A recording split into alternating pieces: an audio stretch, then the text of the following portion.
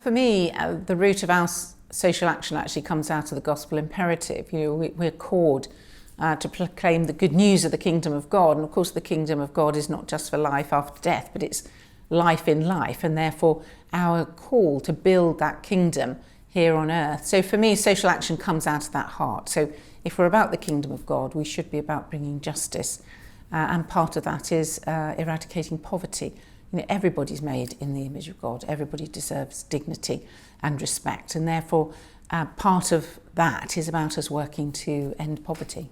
At the heart of churches is that we can't do it to people. We have to do it with people. And churches are part of community. So the first bit for me is around how churches, as part of their communities, begin to work together in partnership. Don't try and reinvent a wheel. Find out what's going on in your community. Listen to what people are saying. And I think that's the first thing, is for churches, we're in communities, we're part of communities. How do we find out what's already going on? How do we listen? And then that second bit is always do it in partnership.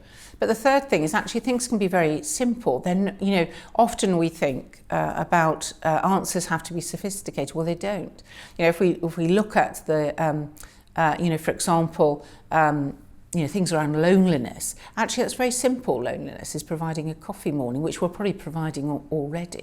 And also we have, one of our greatest assets is our building. So for example, if there is already work going on, for example, around debt advice, well actually, why not churches create the environment in which that is provided by somebody else? So I think, partnership, listening to the community and realising that actually some things are very simple. You don't have to have a sophisticated answer.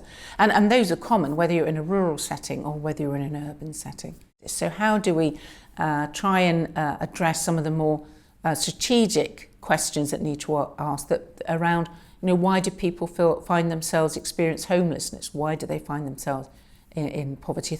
I think also the church has a responsibility to do that, as well as organisations like CUF. So I think some churches on their own can do it, but also we can do it as churches much broader. But I also think that having realised what you could offer, the next step is to listen to your community.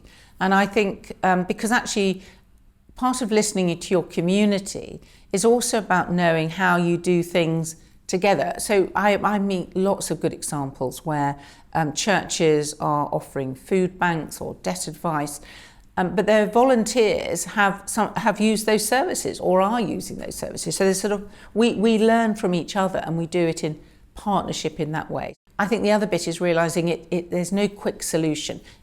These things take time, and just learn how you talk to people, listen to people, and begin to build something. I always think the great example is of the mustard seed or yeast, isn't it? If you think about mustard seed, Matthew 13, you sow a mustard seed, which is really small, but of course, by the time they get into that wonderful mustard tree that we see in those parts of the Holy Land, when you get into that's taken a while to grow. So there's something about recognising you sow a seed, it needs lots of watering, lots of tending. And also if you feel that something isn't working, well, start again, try something else. But it does require tenacity. It requires prayer, and a group of people. It's much harder if you're on your own. How do you get a group of people in your church? And just begin to plod away at it. And then you'll begin to see something begin to flourish, and you continue to have to nurture it. In terms of building the kingdom of God, it takes many different people doing different things. So not all of us are the same, and that's wonderful, because if we were, we wouldn't get things done. And so there's individual discernment as much as the discernment as churches and as organisations, how we do that. And that's often a great joy to find out what is God calling us to do and how do we contribute that to the greater good.